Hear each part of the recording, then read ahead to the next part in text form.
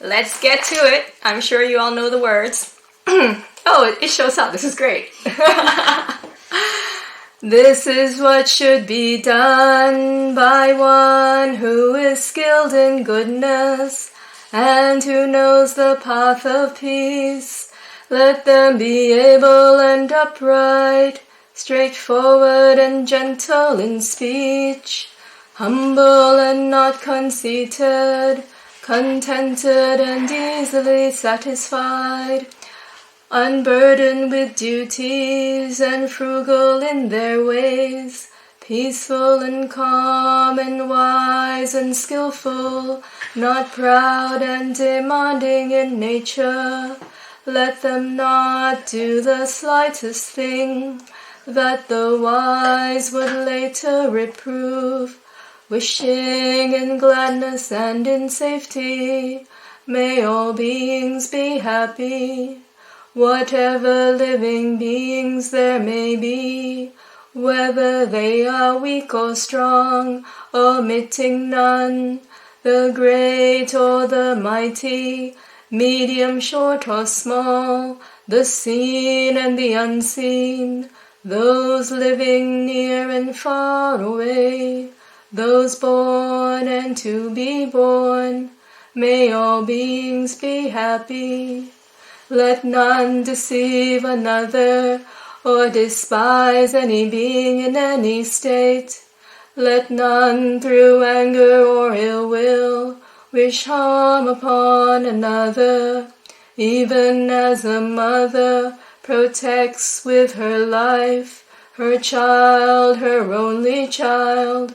So with a boundless heart should one cherish all living beings, radiating kindness over the entire world, spreading upwards to the skies and downwards to the depths, outwards and unbounded, freed from hatred and ill will, whether standing or walking, seated or lying down, free from drowsiness. One should sustain this recollection. This is said to be the sublime abiding, by not holding to fixed views, the pure-hearted one, having clarity of vision, being freed from all sense desires, is not born again into this world. I'm conditioned. This is just sadhu, sadhu, sadhu. Okie dokes. So that was a nice start. Now I have another, not quite a chant, but because when Venerable Achla told me that they want the first Dhammasara session to be on December 24, the first thing that popped into my mind was, 'twas the night before Christmas, when all through the house not a creature was stirring, not even a mouse. And so I had to look up the rest because I couldn't remember the words. So here it is. I'm going to share screen, hopefully successfully. Here. Okay. Can you see it? Yeah? Okay.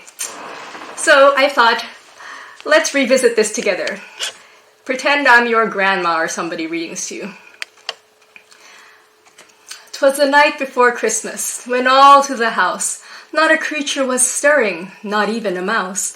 The stockings were hung by the chimney with care, in hopes that St. Nicholas soon would be there.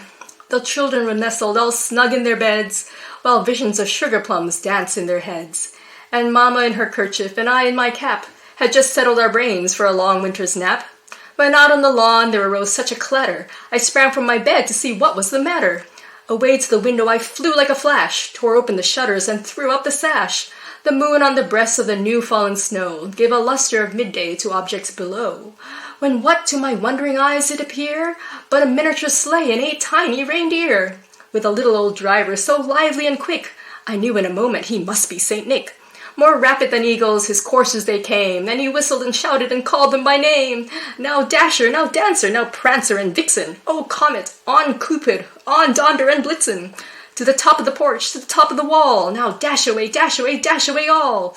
As leaves that before the wild hurricane fly, when they meet an obstacle mount to the sky, so up to the housetop the coursers they flew, with the sleigh full of toys and St. Nicholas too. And then in a twinkling I heard on the roof the prancing and pawing of each little hoof. As I drew in my head and was turning around, down the chimney St. Nicholas came with a bound. He was dressed all in fur, from his head to his foot, and his clothes were all tarnished with ashes and soot. A bundle of toys he had flung on his back, and he looked like a peddler just opening his pack. His eyes, how they twinkled, his dimples, how merry. His cheeks were like roses, his nose like a cherry. His droll little mouth was drawn up like a bow, and the beard on his chin was as white as the snow. The stump of a pipe he held tight in his teeth, and the smoke it encircled his head like a wreath. He had a broad face and a little round belly that shook when he laughed like a bowl full of jelly. He was chubby and plump, a right jolly old elf, and I laughed when I saw him in spite of myself. A wink of his eye and a twist of his head soon gave me to know I had nothing to dread. He spoke not a word, but went straight to his work, and filled all the stockings, then turned with a jerk. And laying his finger aside of his nose, and giving a nod, up the chimney he rose. He sprang to his sleigh, to his team gave a whistle, and away they all flew like the down of a thistle. But I heard him exclaim, ere he drove out of sight, "Happy Christmas to all, and to all a good night." So, wasn't that, I love that. I love that story, and I love the poem, and I love the cartoon they made out of it. So I thought I would share it, but not just for fun. As I was reading it, I thought this poem that was written by Clement Clark Moore back in, I think, the early 1800s, well, he was a religious man, a religious Christian man who taught at a theological seminary. So I don't think he would have written it with this purpose in mind, but I think this poem serves as a sort of, it could even be like an allegory of teachings on meditation, or at least some similes and metaphors here and there that could be useful. So I thought we could go through it again with this in mind. I don't know. We'll see how far it works. Of course, it'll be a little bit, not all of it will be completely seamless because this was not meant to be a meditation poem. Nonetheless, let's go through it. So I remember when I watched the cartoon of this, I can't remember who made the cartoon, and I don't know if it's the same in Australia. Do you know who Speedy Gonzales is? Speedy Gonzales? Yeah, okay. So anyway, so when I watched this cartoon, the first two lines went like this. "'Twas the night before Christmas, when all through the house not a creature was stirring, not even a mouse."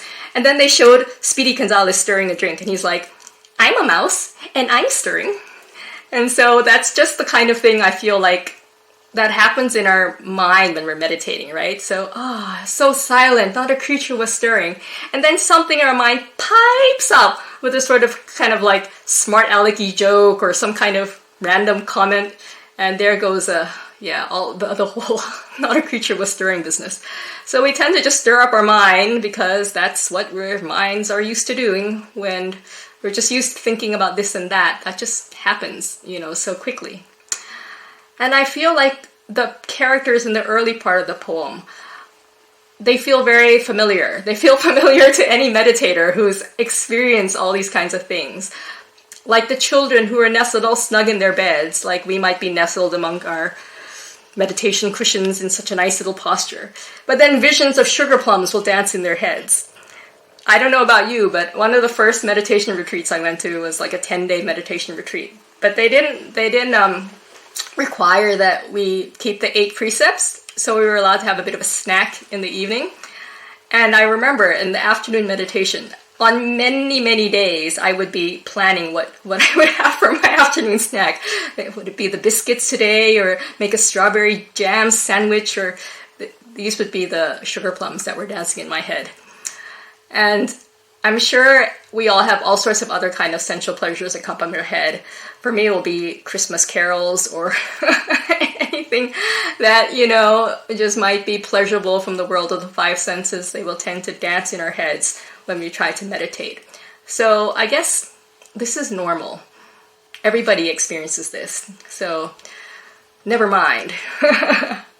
And then on to this fellow who, the dad, who he hears something going on. And so instantly, in a flash, he goes and he checks it out. So this is like when we're meditating and we might hear some kind of sound in the background or maybe a thunderstorm or something. And immediately we want to open our eyes and see what's wrong. And then there goes our peace. So yeah, there's this kind of addiction to our five senses. I remember Ajahn Brahm saying that the last sense that will still be there before you enter deep meditation is the sense of sound, because we are hardwired to protect ourselves, and the sense of sound alerts us to any danger. And so it is very difficult for our self-preserving, sense of self to want to let that go. But yeah, so that's what we do when things happen. We want to just figure out what it is in a flash. We want to tear open the shutters and see if there's anything that's amiss. Or even if it's something delightful, we want to be the first to know. So just like this guy, he goes up and he sees, oh, what is it? And what a magnificent sight, right? Like 8 tiny reindeer. How many of us have seen a real reindeer? I don't know if reindeer really exist. They do, right? Reindeer exist, right? So anyway, but I've never seen one. It's like when foreign visitors come to our monastery and they're like, oh my goodness, there's like live kangaroos here. And we're like, yeah, we see them every day. But that's the kind of thing where we're addicted to sort of interesting things that we receive through our 5 sense doors. And that's what keeps us from going to deeper meditation, because there's part of it that still wants to be involved in that and doesn't want to just shut that all out. Nonetheless, this was definitely an interesting thing to see, is Saint Nick coming with all these reindeer. And I had never noticed this before until I'm like trying to read into this poem like a meditation kind of, I don't know, poem. That, he's got 8 reindeer, right? He's got 8 reindeer. So what could that symbolize? Can I be more obvious? But the 8 factors of the Noble Eightfold Path. So what is this? This is really actually some kind of simile about the Noble Eightfold Path drawing us upwards to the top of the porch, the top of the wall, upwards. It ennobles our spirit. And also, it's like, that simile that Ajahn Brahm often uses of climbing the pyramid of samadhi. Like with the development of a more still mind, it's like going up to a place up high where we can see more clearly and have a wider perspective on things. So this is kind of perhaps what's happening here with Santa being drawn up by his 8-fold path into new heights of spiritual mastery. And I see a lot of old faces here, so I'm going to be emboldened to do some Pali nerdism. But you know the term for one-pointedness, ekagata. That's, again, I'm such a true disciple. I'm like quoting Ajahn Brahm left and right. But what can I say? I've been listening to his talks for so long. So the way he translates that, usually it's just translated as one-pointedness. But he thinks eka, one, and aga, meaning like mountain or summit, is like reaching the summit of meditation. So that's something which we can sort of think is the chimney of this house. So Santa is climbing up to the chimney of samadhi here. And so he's kind of a good meditator, Santa is. And there he is, right there with all his bundle of toys. And I think I could be stretching a little bit, but I thought maybe bundle of toys was kind of or his sleigh full of toys was kind of like all the good qualities that adorn, a still and clear mind. So all the good qualities, they come to the fore when the hindrances are removed. It just reveals a pure and sparkling mind. And that's kind of what the image when we see the Santa's description down here, that's what it calls to mind. His eyes that twinkle, his dimples how merry. You know, it's such a evocative image of what the pure mind is like.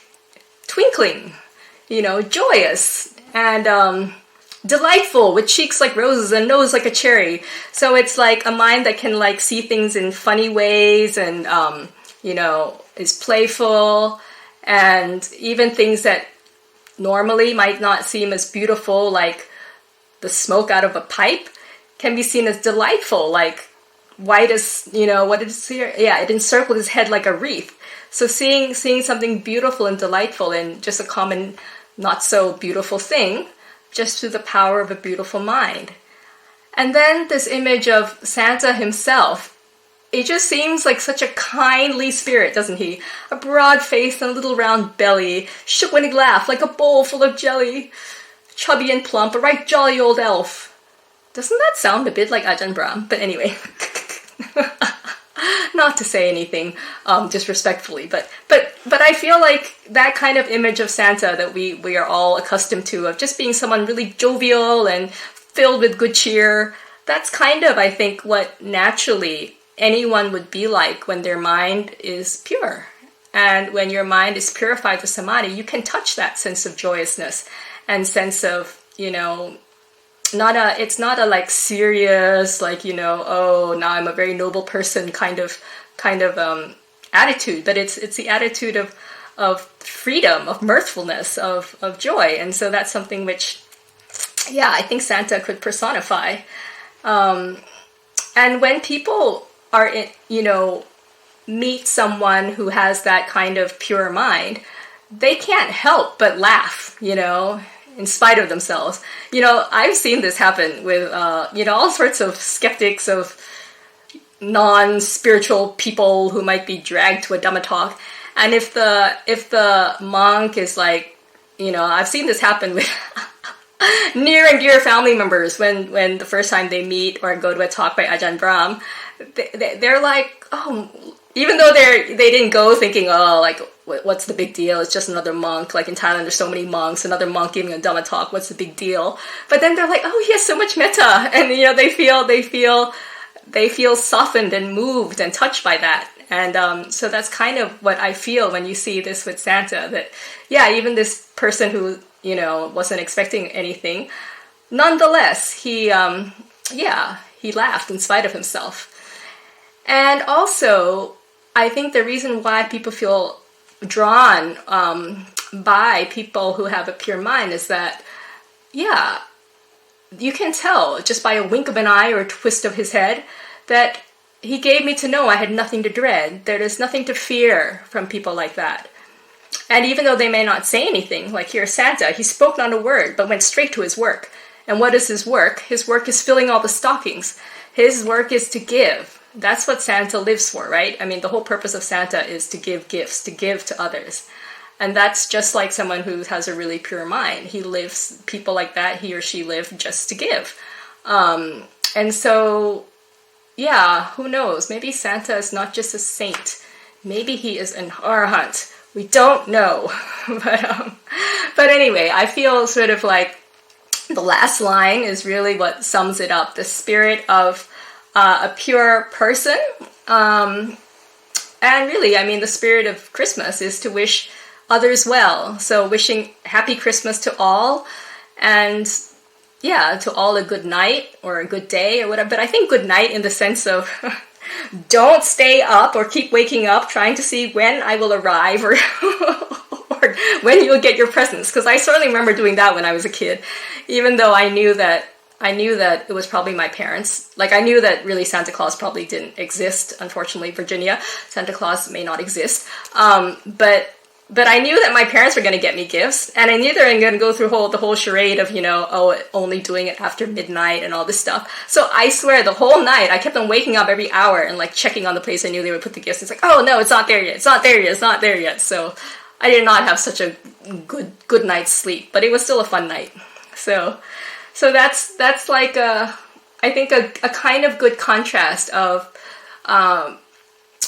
people like us, like me, when you meditate, you might experience lots of hindrances, and that's like the characters in the first part of the poem.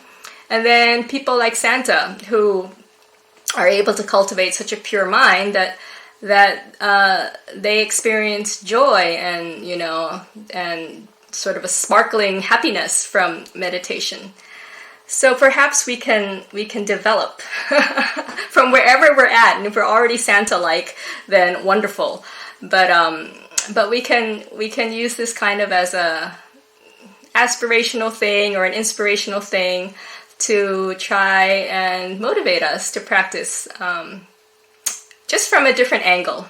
Because sometimes I feel stories and poems and images, they can draw up an emotional feeling that sometimes you can't just get by reading a meditation manual, of like, do this, and you should get this result. And then it all becomes very dry and very like intellectual almost. But I think for meditation to really take off, is to, well, first of all, to have all your 8 reindeer, working. So you've got to have to develop all the other parts of the path and not just like focus on mindfulness or samadhi, but really to build up the foundation of what leads up and culminates in samadhi is all those other factors of the path. And also to have an emotional kind of approach to it, not rather than intellectual.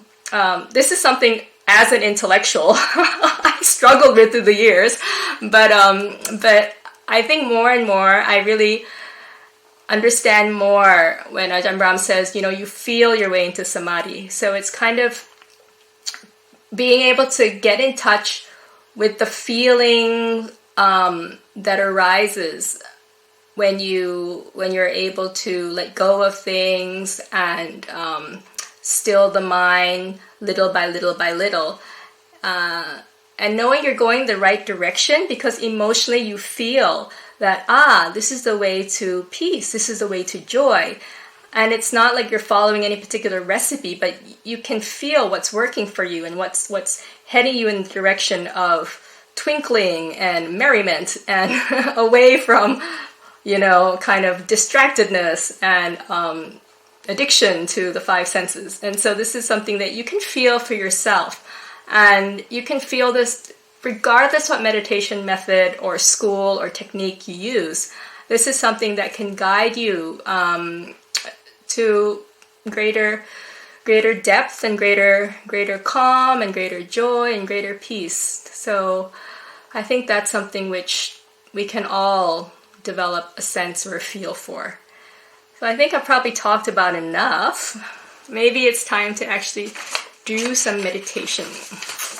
So I will stop sharing screen. Okay. And is that all I have to do? Okay. So I can just, yeah. But I also thought that as I was reflecting on the meaning of Christmas, because even though my parents are Thai and my cultural background is, my heritage, let's say, is Thai, I actually was born and raised in the Philippines.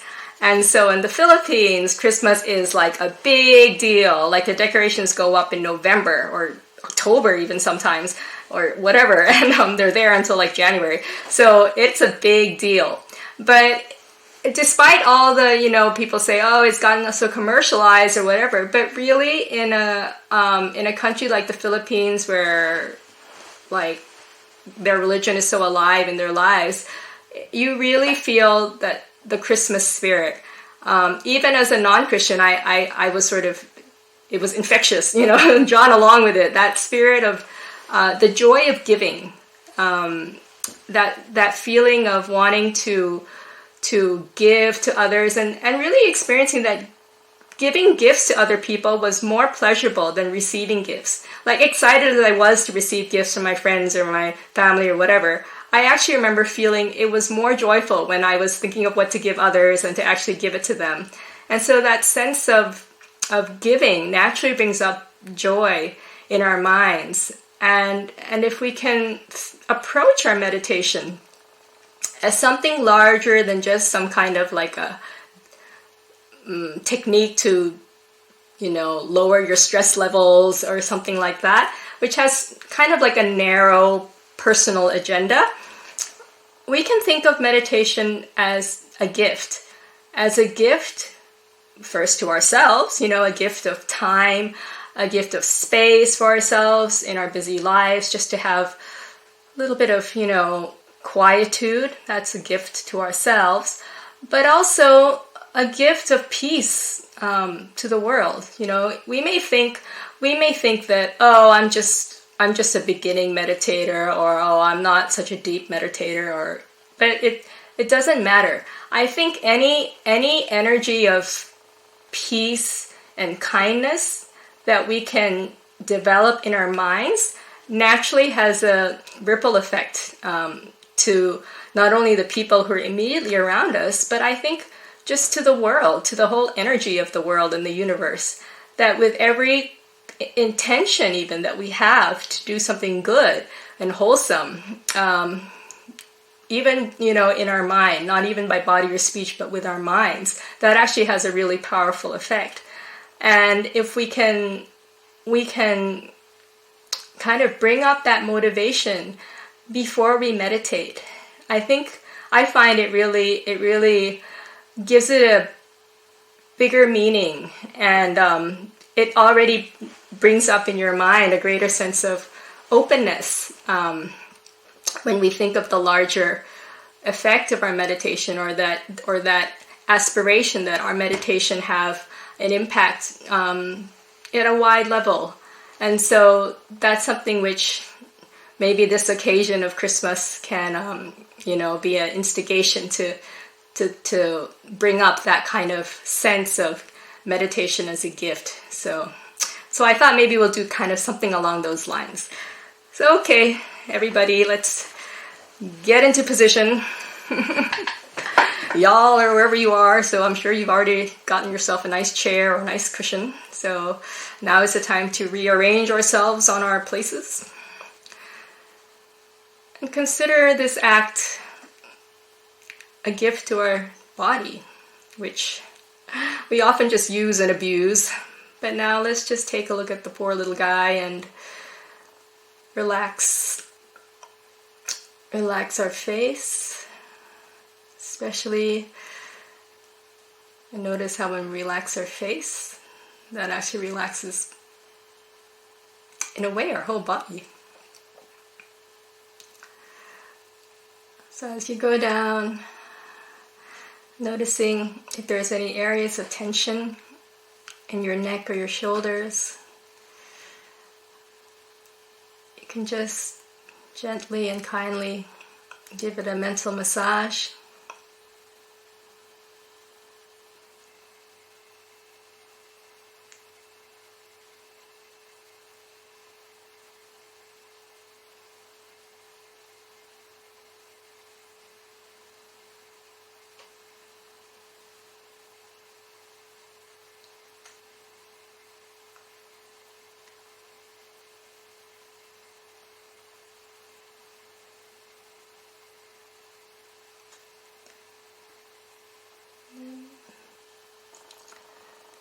And if there's anything you need to change the position of, then please do so.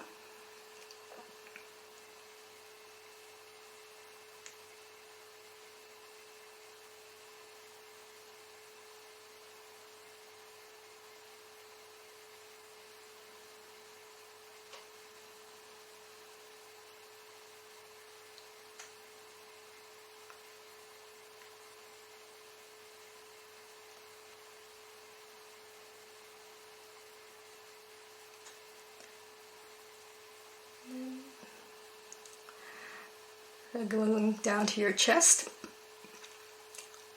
opening it up, releasing the abdomen,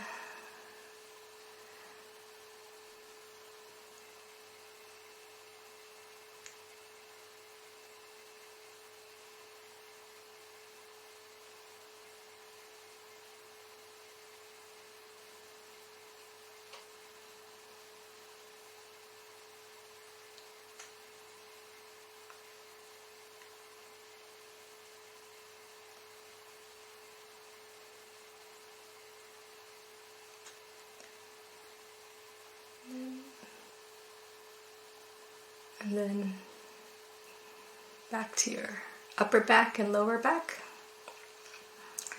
So making sure it's straight but not tense. And relaxing your arms and your hands.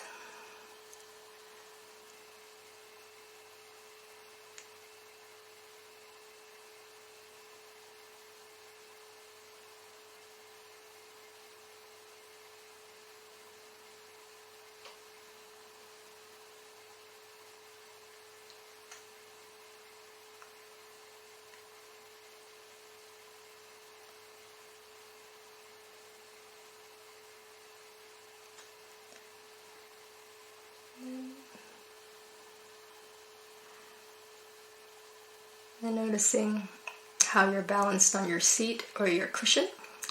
Checking if it's lopsided in any way. And if it's comfortably lopsided, then go for it. But if not, then adjust so you feel comfortable. Checking your legs, your knees, and your feet. Making sure your body's happy. Giving this gift of attention and care to this body.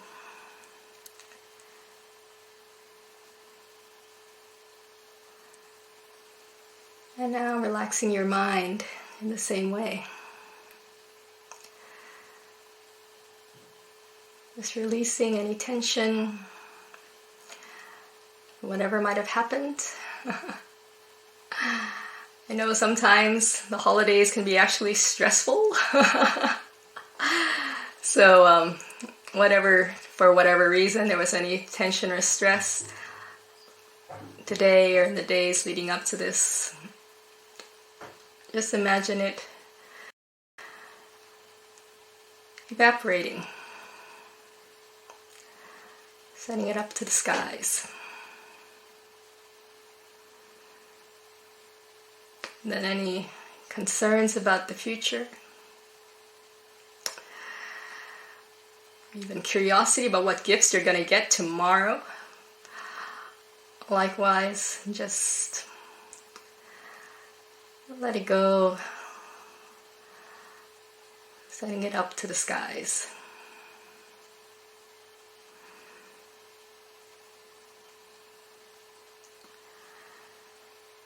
We can even just forget that this is Christmas Eve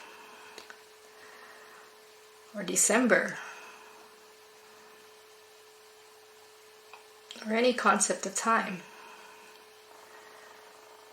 And just be right here, right now. That's all we need to know. Because that's always where we are. We're always right here, right now.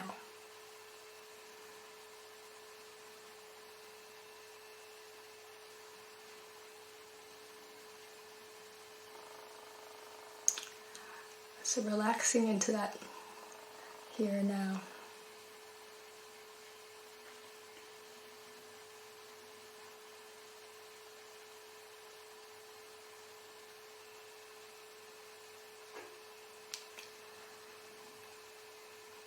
And we can bring up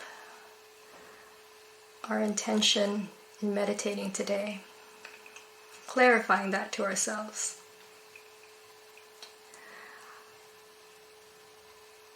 We can reflect how meditation is a gift. How we are giving ourselves the time to be just by ourselves.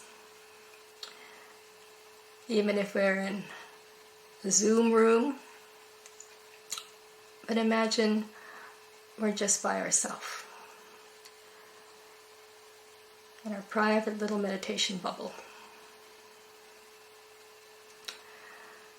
where we're giving ourselves the gift of quality time with our mind, with our body.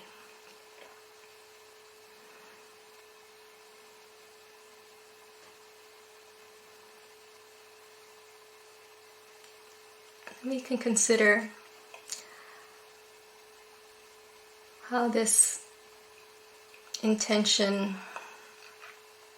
of carving out a bit of peace and quiet and calm in our own mind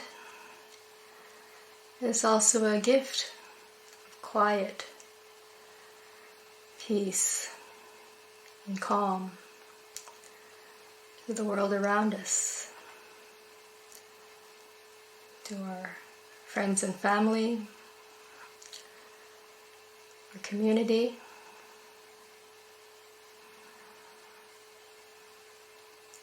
our Dharma family,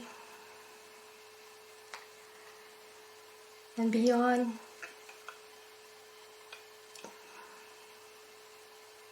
Everyone in this country,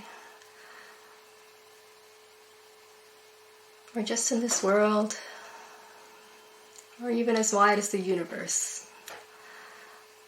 So may our practice, our dedication to the spiritual path, may that be a gift for the well-being of all in our universe.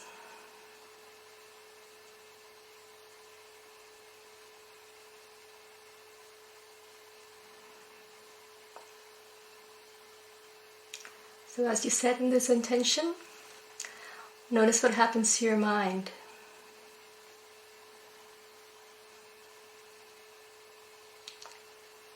You feel it opening.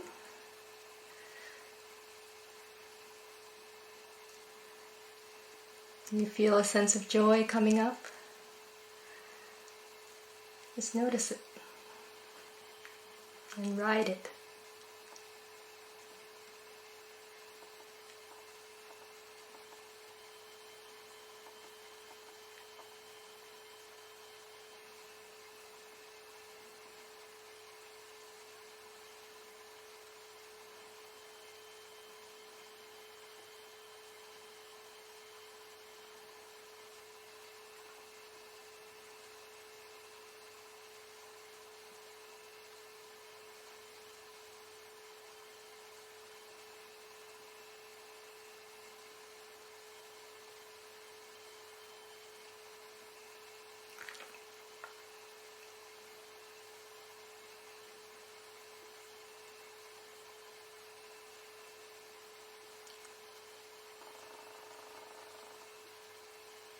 If your breath starts to become clearer or draws your attention,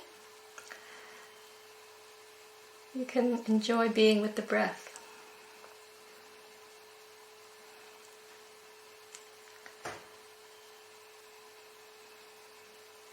What does it feel like when you breathe? And then where there's some joy in your mind. What does your breath feel like? Just feel it.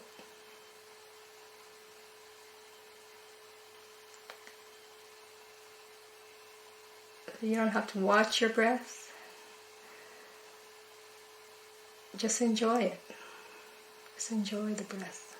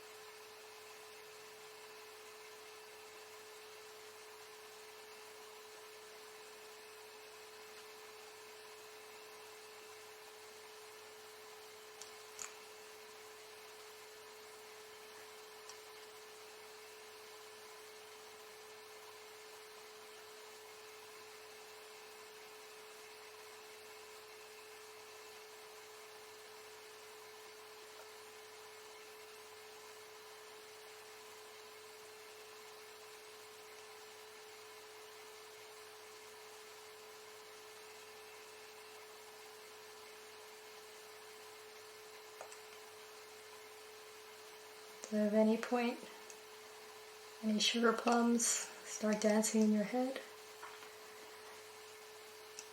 or any other distractions, sounds around you, just let them come and let them go. Let them float on of their own.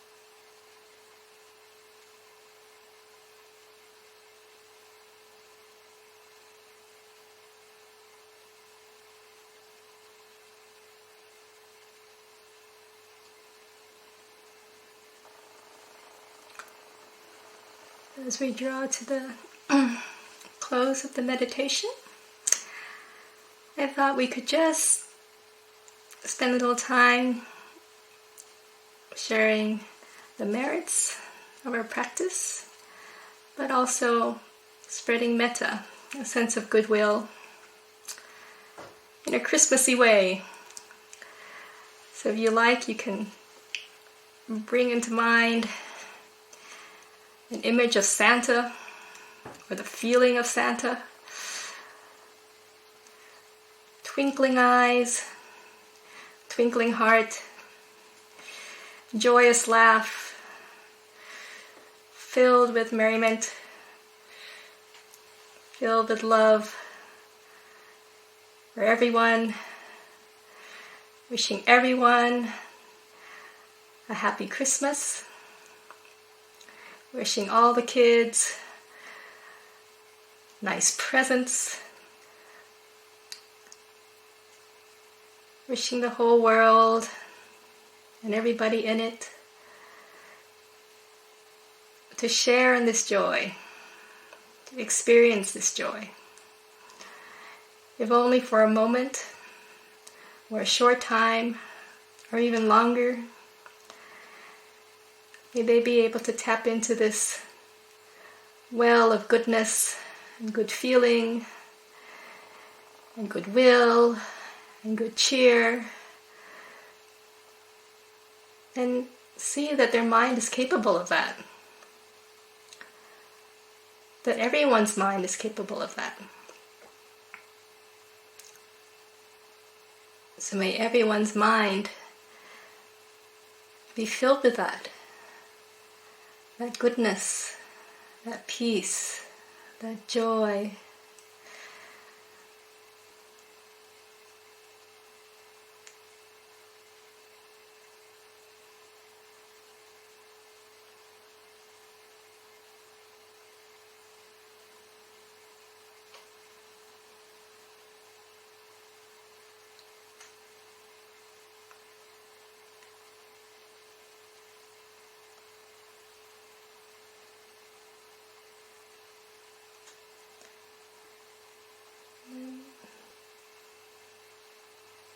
From your heart, spread it to all others.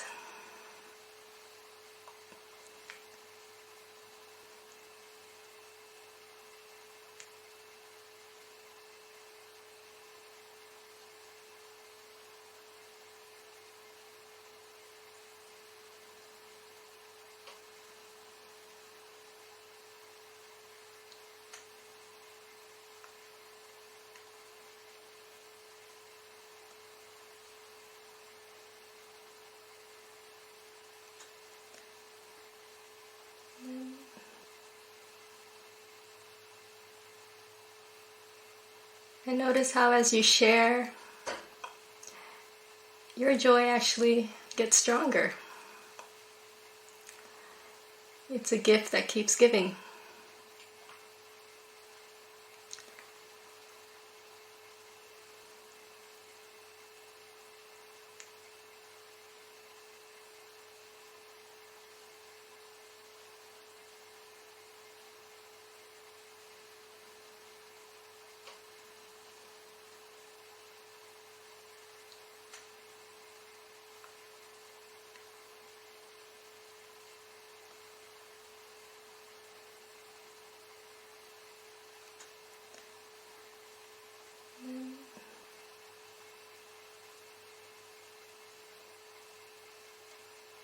I just blast it out in all directions.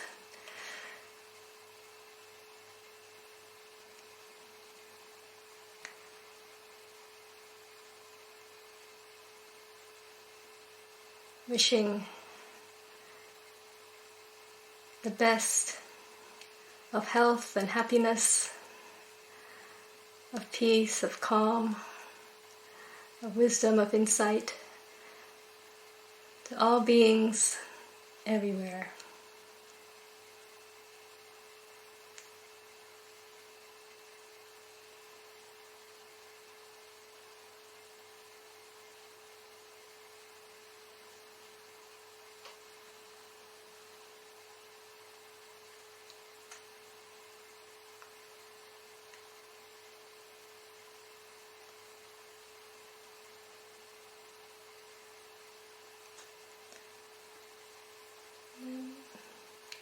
Slowly and gently, you can bring your mind back to a neutral place.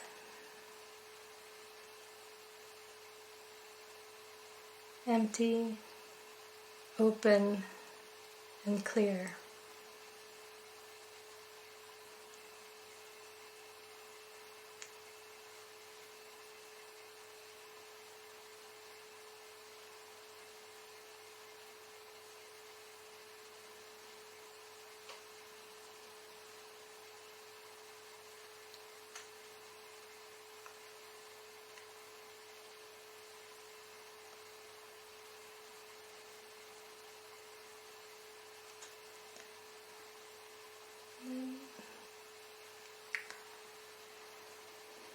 And you can just take a couple minutes or so to reflect back on the meditation that we just did.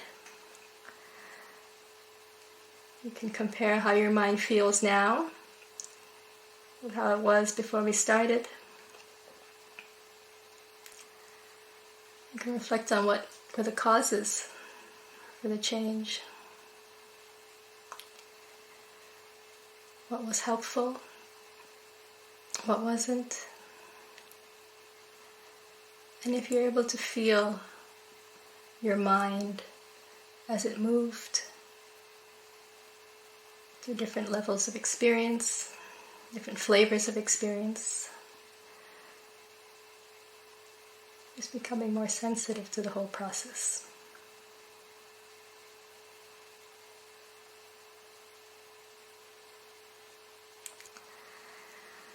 So finally, we can just thank ourselves for 30 minutes well spent.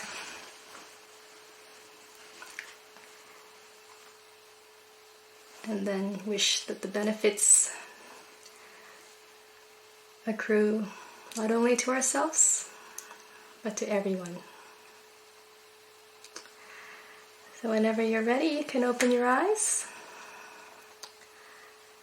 and come back to earth.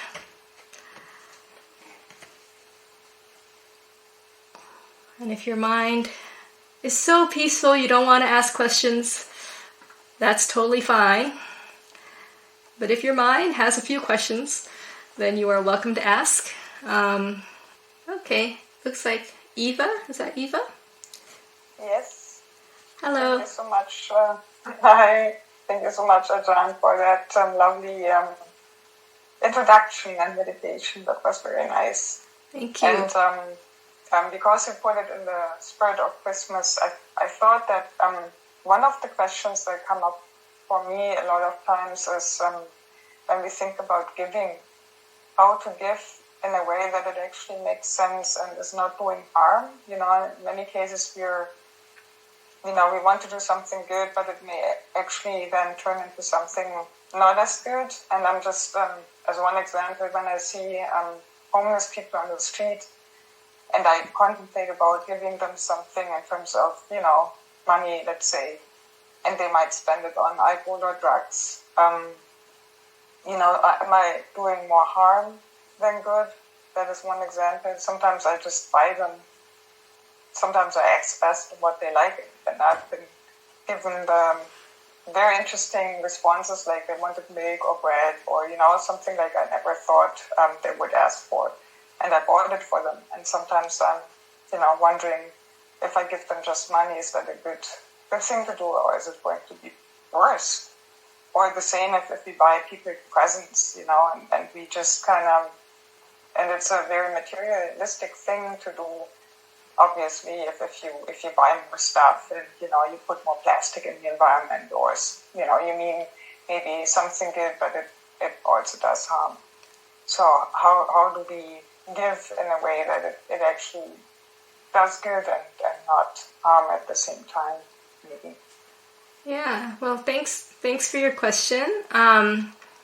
It is a dilemma, isn't it? And I think with anything, unfortunately, in samsara, it's really hard to only get benefit and not some harm as well. It's kind of mixed. But I guess what we can work on is the ratio of the mixture, and to have it being, tipped over on the side of help rather than harm. And I think even in the way you pose the question, I think you already are doing, I think, really important part of it is communication. I mean, a lot of figuring out what would be a good gift is just asking the person, asking the person exactly what you need. What do you need? What would you want? Or if it helps to, like in the case of the homeless person, maybe talking to someone who knows more about the larger issues of maybe homelessness in your part of the country, maybe someone who works at a homeless shelter to find out sort of what are the trends of, do a lot of people end up spending it on drugs, or what do they know would actually be useful gifts. But also we can't necessarily know, we can't just say, they will just use it on drugs. I mean, maybe they wouldn't. Maybe you could ask them, well, if I gave you some money, what would you do with it? Not in a judgmental way, but just in an open, curious way. And if they might surprise you, they might be like, I want to buy a book or something, And so I guess it's really, really helpful to ask people what they want. And I know when people struggle over what gifts to give other people, I think I guess it ruins the surprise if you ask them. But I guess you could ask people who know them, what actually would this person like? What would they find useful? What are they going through in their lives right now? And just getting a bit more information about the situation helps us to respond appropriately. And but it's really great that you recognize that sometimes when we try to help, we do more harm than good. As they say, the road to hell is paved with good intentions. And I mean, I know because I almost am glad sometimes. I just went home to Thailand and so to visit my family, and then, all sorts of people visited me or I met them.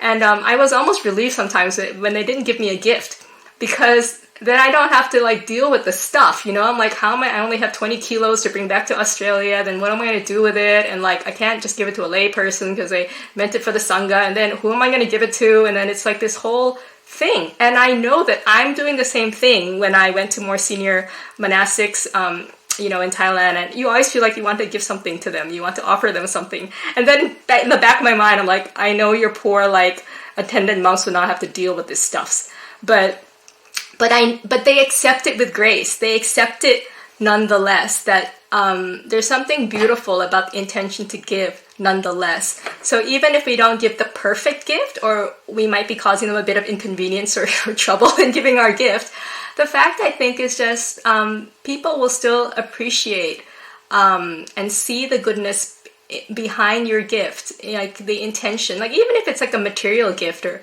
but that beauty of wanting to give someone something is something immaterial.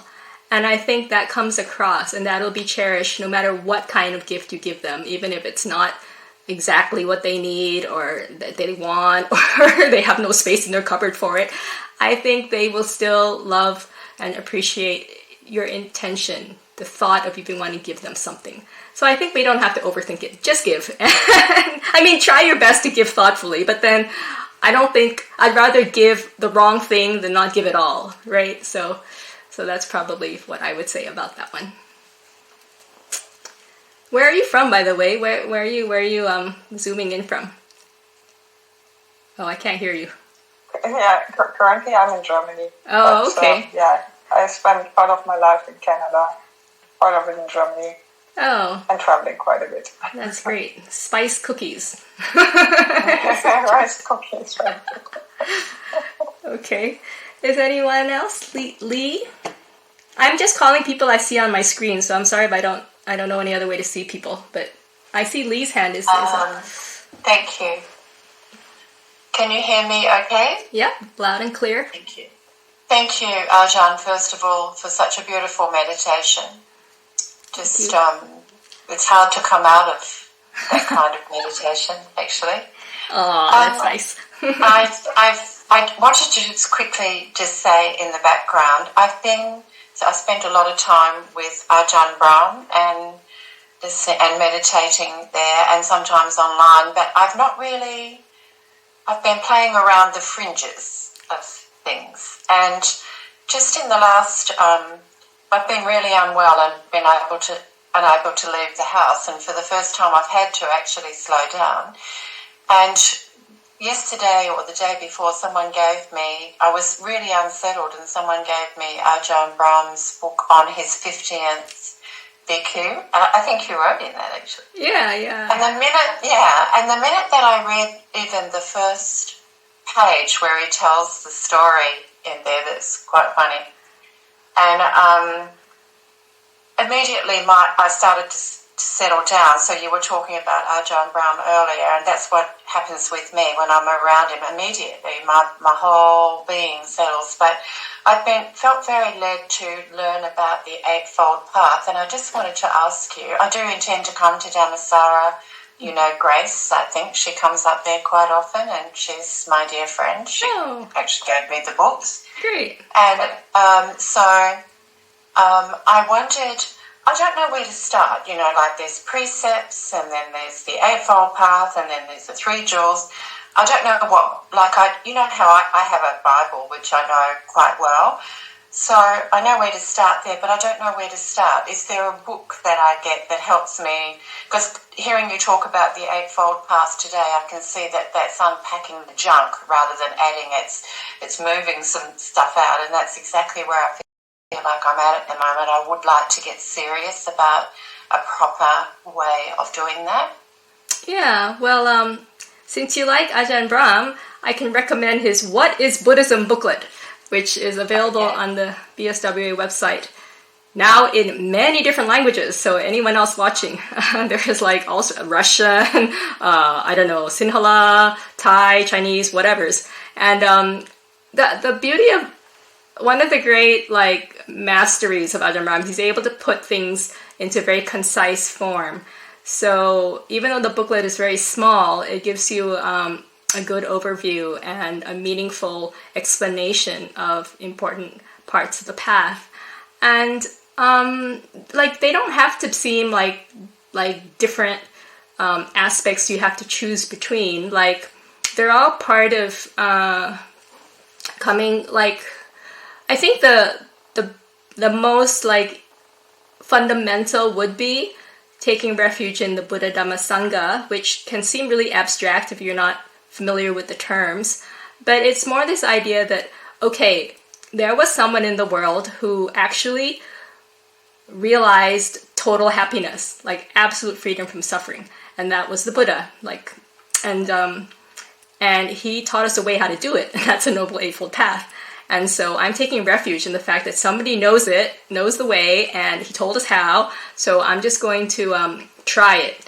And you cannot take full refuge until you start to see the benefits of actually practicing the path. And so you can't just recite the words and be like, oh, I take refuge, and really it be your refuge. It's a refuge that develops over time and grows.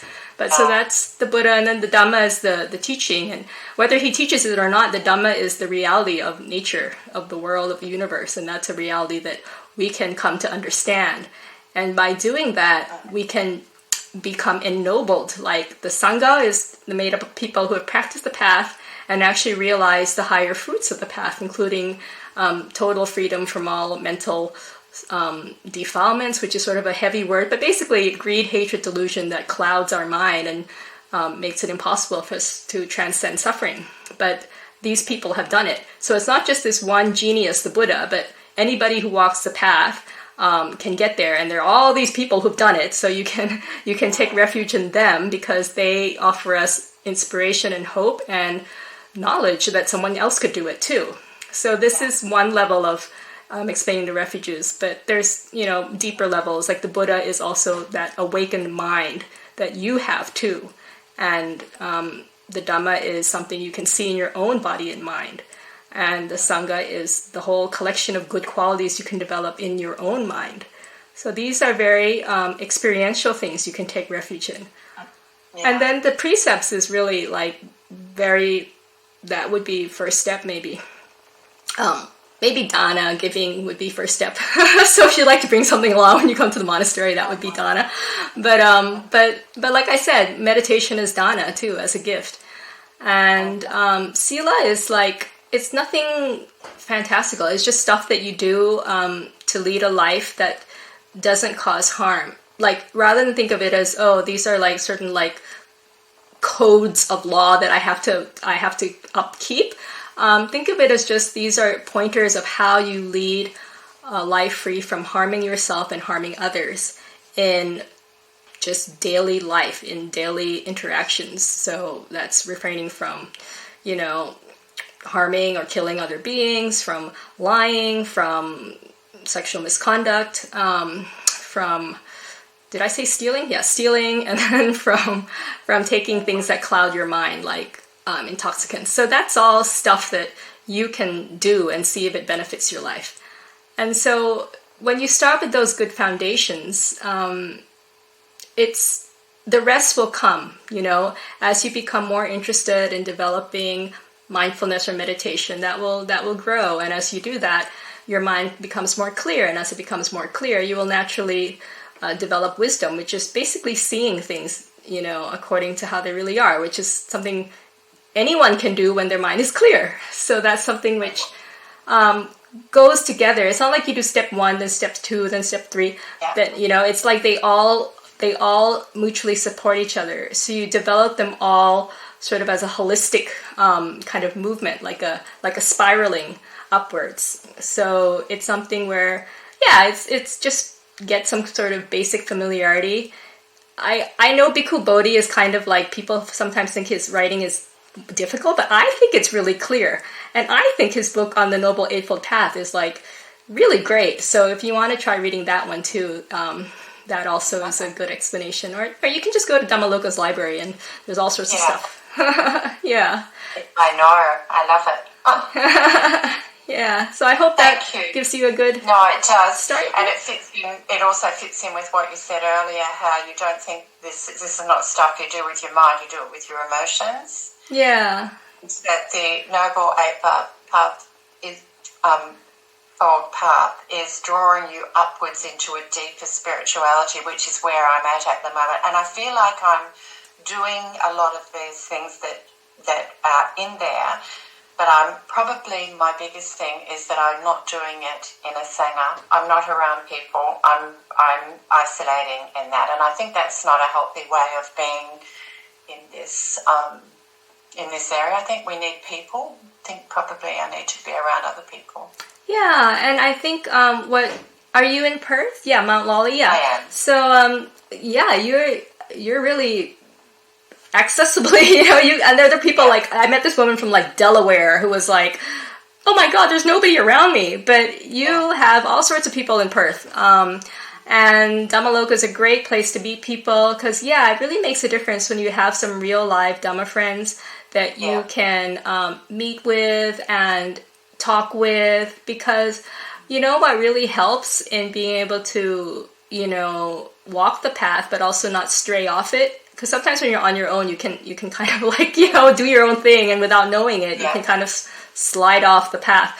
But when you've got lots of friends who are in it together, you can support each other and you can be inspired by them. When you see, oh, my friend meditates every day, you can kind of maybe set up an appointment and have meditation buddy and and there's all sorts of ways that you can help each other. And also you have friends you can talk to about something that is meaningful. To have people you can talk about spiritual stuff with is like hard to find. And so if you can find them, it's so enriching to your soul to be able to have meaningful conversation and meaningful connection with others who share your passions and share your deeper spiritual interests. And so I really encourage you to meet up with, and they're all friendly, right? These are metta people, so they're totally not scary. So please go and, check out the activities at Dhammaloka or any other Buddhist center in Perth, and I'm sure you'll meet some great friends that way. Thank you. Thank you. You're welcome. Okay, John Cook. Thank you, Aya, for your talk and meditation, and really enjoyable. I'll try and be as quick with my questions. Oh my God, you're on pilgrimage with the group, aren't you? Yeah, I just came back. Is that Ajahn Brahmali behind you? Yes, he is. Oh. That's really funny. Hi, Ajahn. Anyway. So, look, I'll try and be as quick as possible, but obviously your appearance is extremely rare. So the first question is it possible that like Ajahn Brahm and his little leaflet or pamphlet on all the monks, that Ayahaspana and all the nuns put together something so we know more about the nuns at Dhammasara? That's my first question. The second question is there a chance that there will be more appearances by the nuns at Dhammaloka in the future, given that Perth is obviously in an advantageous position? We have all the four quarters of the Sangha and the laity together. Not very common in the rest of the world, and we don't seem to be taking full advantage of that opportunity. As Ajahn Brahm has said, whilst the bhikkhus can give, their viewpoint, the bhikkhunis are, obviously in an advantageous position of giving a different viewpoint that could be just as beneficial to all Buddhists. That's my first question. Well, maybe I'll leave it at that, basically, if you could answer that first. What did John Vermali do? Plant you? But anyway. Well, he was pushing the ayahs at the pilgrimage to talk more, but he obviously had to give most of the Dharma talks. Yeah, but I mean, I appreciate very much what you said, and I appreciate your interest and your support. And I think maybe you should visit the monastery and maybe talk to Ajahn Hasapanya about the directory and that kind of thing, because that might get things rolling. I myself, when I saw the monks directory, I thought of a nice title for ours. There's his Ajahn Brahm and his merry monks, and I think ours should be Ajahn Hasapanya and her nutty nuns. So I already have a title planned, but in terms of the content, Ajahn Brahmali is already after I visit Dhammasara, so I will be coming. Okay, that's the way. I think that would be the way to go about it. I think from my obviously I've heard you speak, and from the limited opportunities, clearly I have come away learning so much from a different perspective. Anyway, I'll quickly move on. My second question is, I don't know how I ended up. I read Ajahn Brahm's paper that he was supposed to give in 2014 on the bhikkhuni ordination. It was accepted by the organizing committee in Vietnam, but when he arrived, they said there wasn't enough time, so he never actually gave it. But it was published in Bhante Sujato's blog. That's why I read it. My question is, because you're uniquely, I know you grew up in the Philippines, but you have a Thai background. My quick question is what you see in terms of whether there is in the future a chance of bhikkhuni ordination becoming accepted in Thailand and Burma or Myanmar, because clearly I've read that paper. I've read Bhikkhu Bodhi and Analios, and there doesn't seem to be any denial restrictions to ordination. It seems very much restricted to the 1928 rule in Thailand. Yeah, it's like the thing about Vinaya is it's a matter of interpretation, and a lot of interpretation can be handed down in a tradition in a way that is unchallenged, and it's difficult for people to get their minds like going in a different direction. Like, I'm sure we all experience this, it's like whatever it is we've already become habituated to in our mind, even if it's an idea or a concept, it takes some doing for it to shift. And and sometimes it gets locked in. So I think it's, that Bhikkhu Bodhi's article came out in 2007. And I remember I was still a layperson at that time, and Ajahn Brahm had the idea he wanted to translate into Thai so that it would be accessible to more monks and whoever's in Thailand to just be able to be exposed to this new, not new really, but just a different interpretation than they were used to from a recognized scholar like Bhikkhu Bodhi. And I actually sponsored, I remember I humbly sponsored the publishing this small booklet because I'm like, yay, I'm helping the cause. And I try my best to give it around to people. But I was really surprised that, like for instance, this very well-known scholar monk, I won't say who, but yeah, he said he didn't have enough time to read it. Which I was like, I'm sure it's not that long a paper. That it was kind of a difficult explanation for me to understand. But I saw that, there is this really deep resistance, and I don't understand why, but I'm sure, like everything is conditioned, but that I think that runs deep, and there's probably a whole web of reasons and causes and, behind, and that we don't know how that will unravel. But I do feel like the monks who are more in the sort of education field, they tend to be very open-minded. And the younger generation monks, I hope, I think some of them are. And I think maybe with time, with the younger generation monks who are exposed to more things, especially the internet now, then it will be easier to shift people's perspective. For them to shift it, not for us to go and shift it, but for them to shift it of their own.